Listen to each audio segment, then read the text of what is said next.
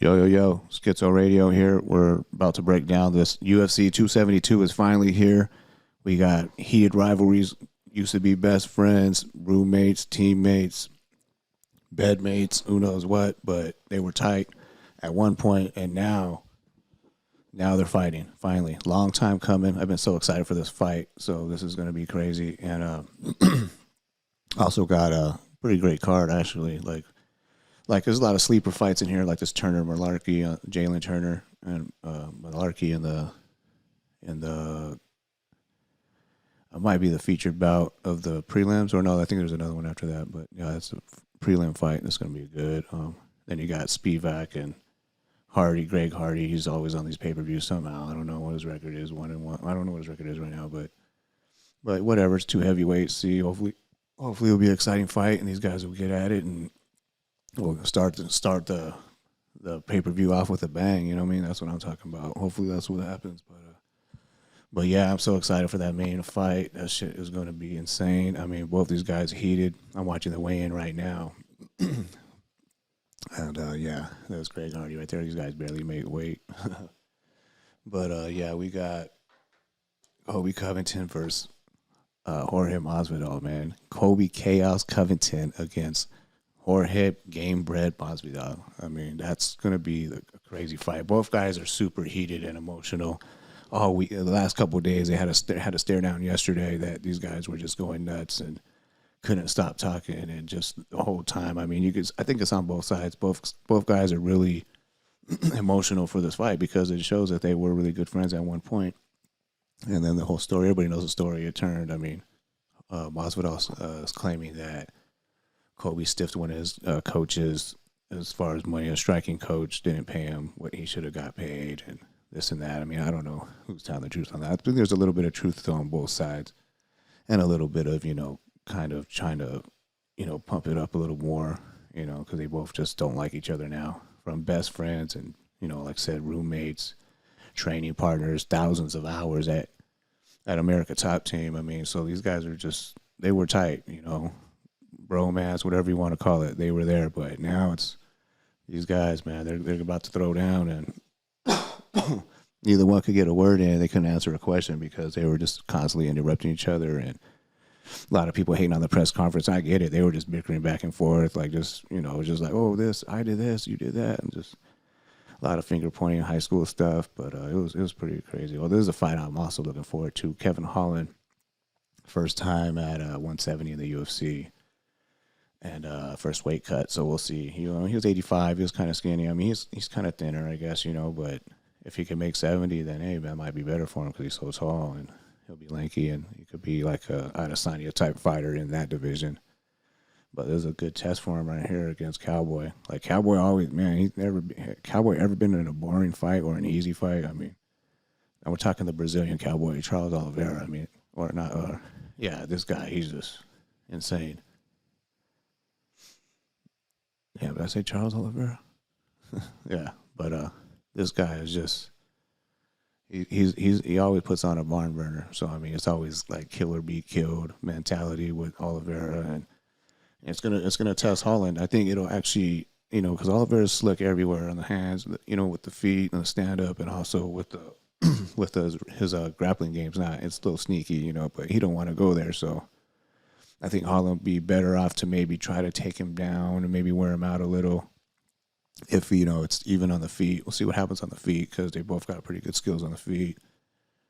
Yeah, and then we got Barbosa and Bryce Mitchell. That's another crazy fight. Barbosa, he's never in a boring fight. I mean, of course, he knows Mitchell's going to try and hold him down with wrestling and ground and pound and do all that, but Barbosa's not the easiest guy to take down. I mean, even though Khabib mauled him, not a lot of people have been able to just take Barbosa down and hold him down. I mean, so that's going to be crazy. I mean, that's, like I said, Barbosa's never in a boring fight. This guy's always coming to knock you out, take your head off with a sniper-style kick or whatever he's got to do, So, I mean, it's going to be insane. I mean, that's going to be a good fight right there to start off. Then you got the co-main, you got Dos Anjos with his new opponent, Moicano, which is going to be a good fight right here. This is a totally different style matchup than he was probably prepared for. But, I mean, I don't know, man. Dos Anjos is one of those guys that he always fights. He always comes to fight, and he just he's tough as nails. He's fought everybody, all comers, bad matchups. Like, wrestlers usually give him a hard time. Other than that, he usually he does pretty well, because he's strong. He's pretty rounded, a little shorter for the division, but he's so rounded. So I mean, I don't know, man. I think this could be a decent matchup for Dos Anjos for a change, So we'll see how that goes. But kind of like this matchup for him. Moicano, he just brings a whole totally different game than what well, he was gonna fight. At first he was, who else was he gonna fight? I can't remember now. There's been so many names thrown in the hat. Paul Felder was there.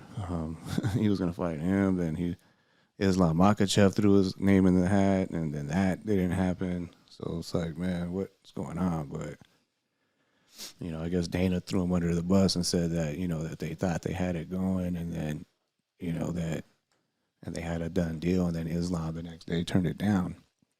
But it was a bit crazy anyway.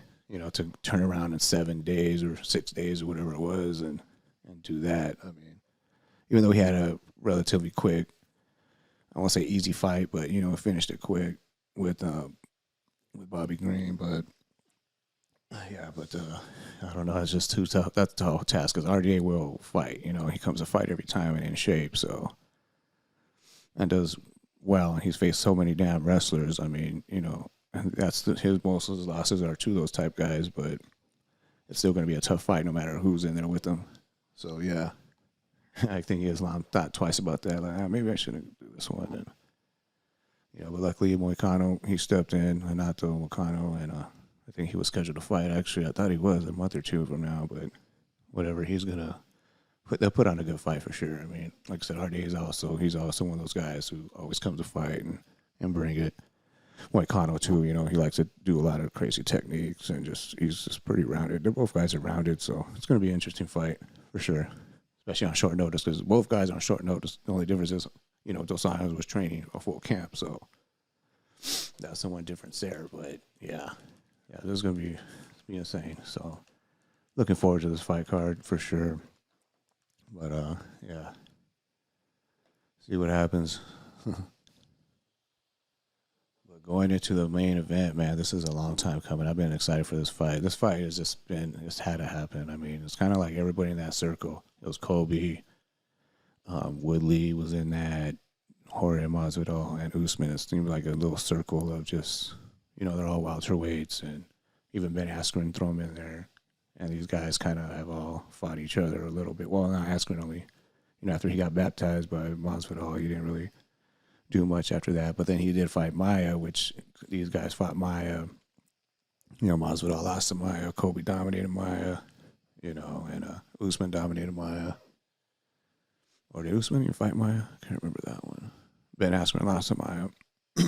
But yeah, this is a crazy fight, man. And Masvidal with his new resurgence, like he's gonna bring it. They both look in great shape.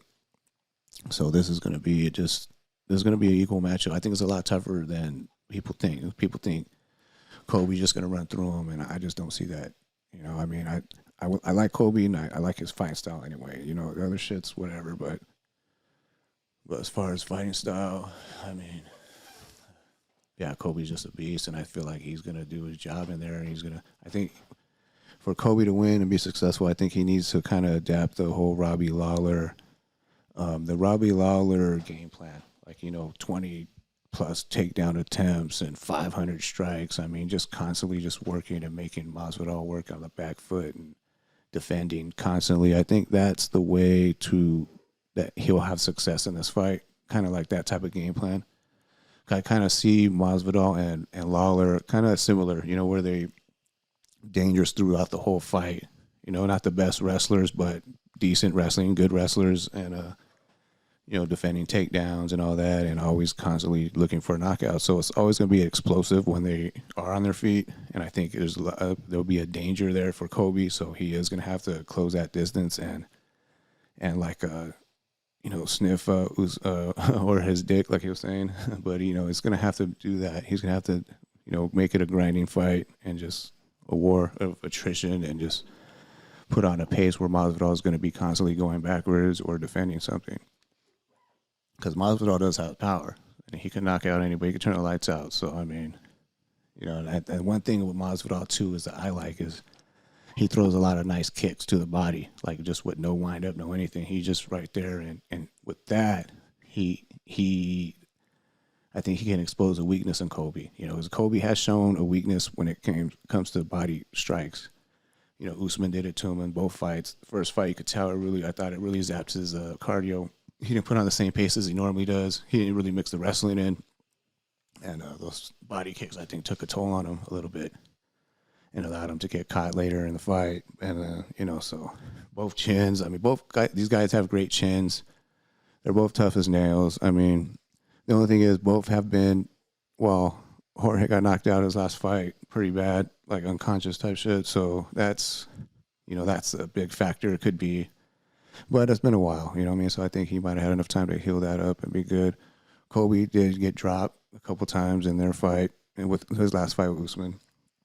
So, I mean, that's something, too. Is his chin going to be the same? I mean, because these guys are going to land on each other. They're going to be throwing bombs, and they're going to come out swinging. It's going to be guns blazing every time there's any type of stand-up situation or that distance, because Kobe's not just going to run across the ring and try to grab him right away. He's going to have to work his way in there and be smart, because if he goes in there reckless, he's probably going to get caught with something.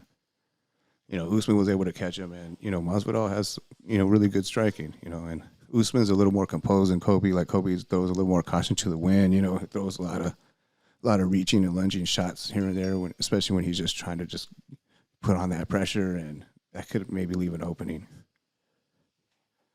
Usman's a little bit more calculated, so when he fought Masvidal, he was throwing the 1-2s, just the long jab, the long stiff jab, and that was where his success came. But yeah, but that's the one difference with Kobe and Usman. I think Kobe's a little more reckless, but he has shown to be a little more composed ever since he's moved his camp, hands up, all that. Which leaves his body open though. So I mean, it's going to be an interesting fight. Nobody knows each other.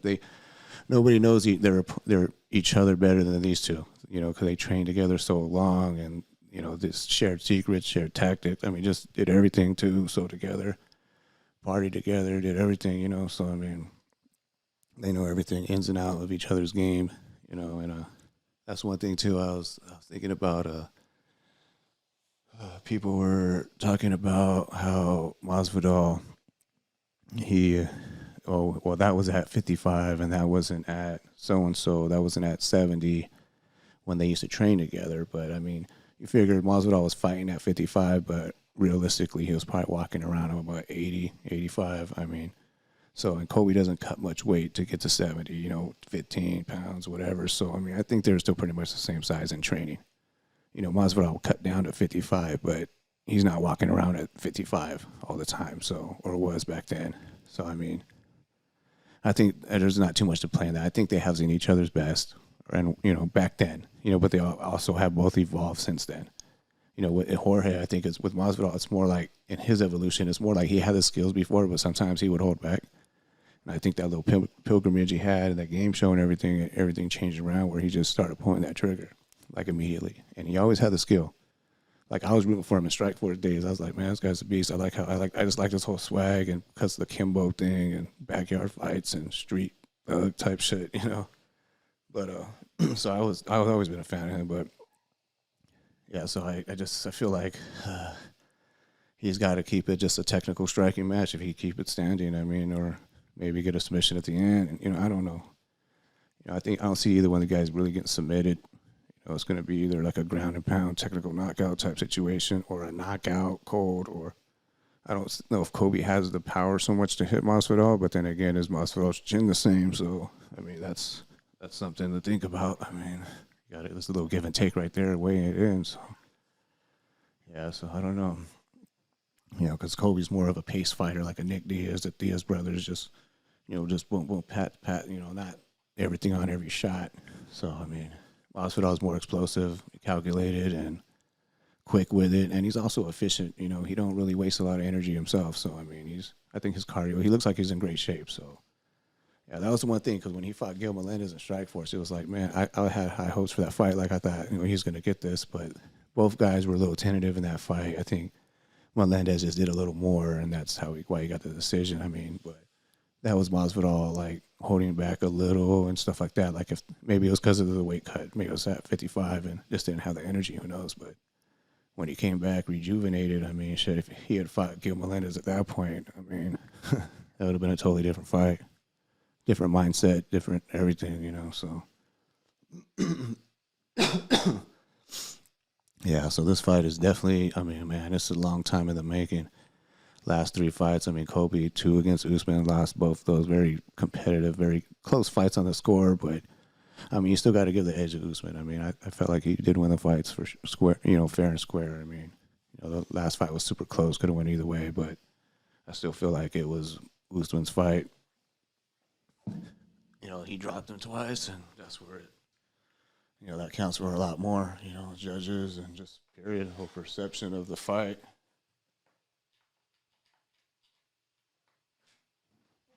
That just counts. I mean, that's just game changing. That's almost fight ending. I mean, so yeah, you gotta.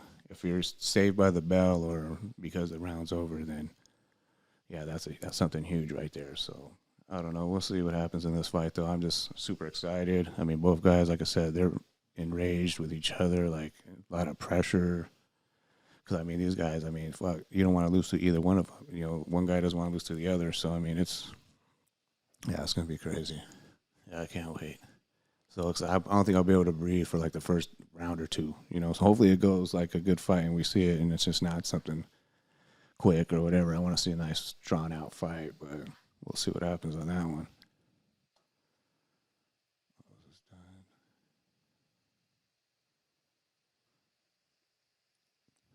Yeah, so that's crazy.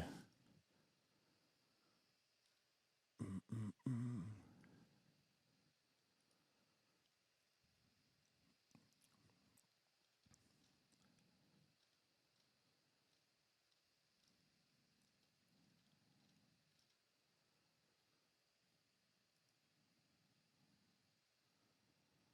Yeah, these guys, man. Imagine if they had done a tough. I mean, that would have been insane right there because I don't think these guys could be in the same room together. I mean, they were just here on the same set and going crazy and trying to fight each other, or just really just yapping the whole time, bickering and stuff. Kind of like, you know, two jealous ex girlfriends or boyfriends or whatever. You know, just going at it, bickering. Oh no, with this, that, yeah, yeah. Well, yeah. I mean, I don't know.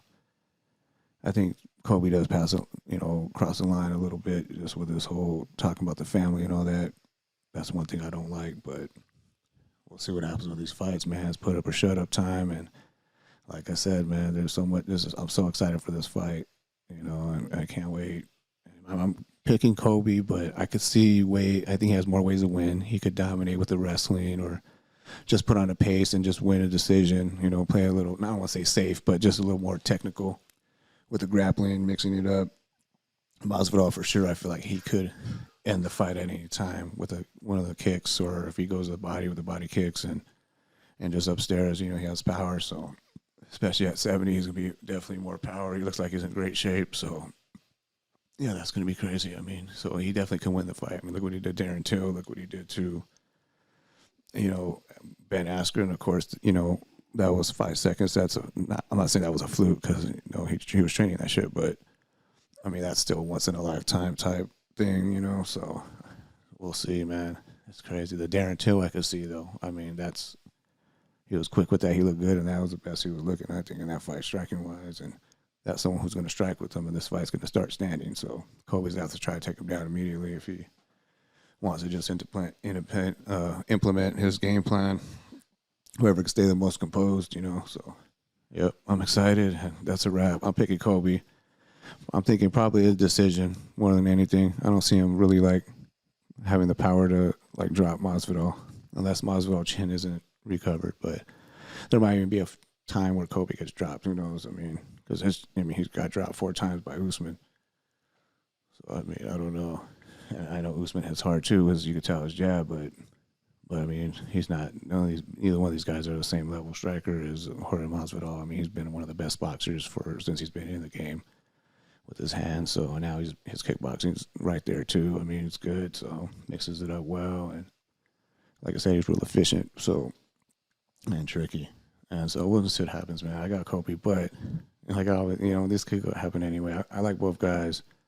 I just feel like he'll probably use his wrestling more. Like I said, the Robbie Lawler type game plan, but maybe not as reckless, a little more composed. And I think that'd be the way to beat Masvidal. All right, that's it. That's a wrap. Let's watch these fights now. Let's get it.